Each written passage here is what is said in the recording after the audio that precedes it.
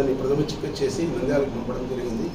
తర్వాత విచారణలో అతన్ని విచారించగా ఆ ముగ్గురు దిగిన వ్యక్తుల్లో ఒకరిని మరాఠీ చిందే చంద్రకుమార్ అలా చంద్ర, ఇతను వైఎస్ఆర్ నగర్ నంద్యాల టౌన్గా వ్యక్తిగా అతను గుర్తించినారు.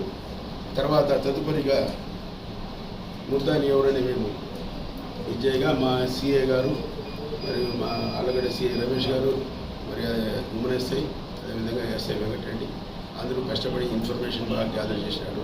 అదేవిధంగా మనకు రాబడిన సమాచారం మేరకు వాళ్ళను ఒక కారు ఉంది అనుమానంగా తిరుగుతున్నారనే సమాచారం మీద PVSR గోడౌన్ దగ్గర తిరుగుతున్నారు అనే సమాచారం మీద నేను మా సిబ్బంది సిఐ గారు మరియు ఉమ్మన్ ఎస్ఐ వెంకటరెడ్డి మరియు సిబ్బందితో పాటు పోయి ఆడ అనుమానంగా ఉన్నటువంటి వాళ్ళను మనం చూసి పారిపోటుకు ప్రయత్నించినారు. కారు పక్కన పెట్టుకొని వెంటనే మా వాళ్ళు చుట్టి వాళ్ళను ఈరోజు సుమారు 5 గంటలప్పుడు చుట్టుముట్టి అరెస్ట్ చేసినాము. విచారించగా ఏమంటే మొదటి వ్యక్తి అతని పేరు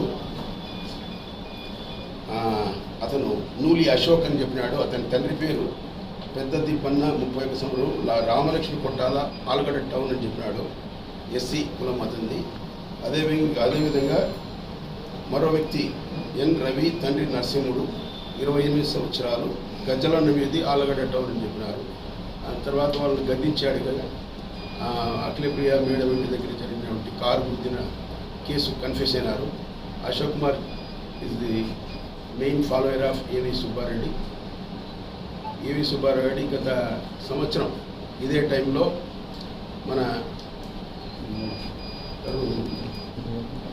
చంద్రబాబు నాయుడు కుమార్ నారా లోకేష్ గారు యువగలం మీటింగ్ పెట్టి ఉన్నారు. ఆ విషయంలో మన సుబ్బారెడ్డి గారు అఖిలప్రియ గారు అందరూ హాజరైనారు. అక్కడ వాళ్ళ మధ్యలో మనస్పర్ధలు ఉండడం వల్ల అఖిలప్రియ లేదు ఇతను కొట్టినాడనే ఉద్దేశంతోనే ఒక SC రెడ్డిని కొడితే ఎట్లుంటుందో అది ఆ విధంగా అతనికి ఫెల్ట్ వెరీ మచ్.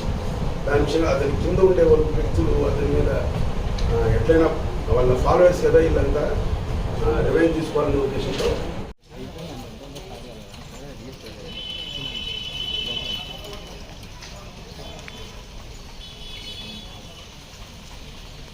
ఎవరికి గాయపడినారో అతను ఆ గలాటాలో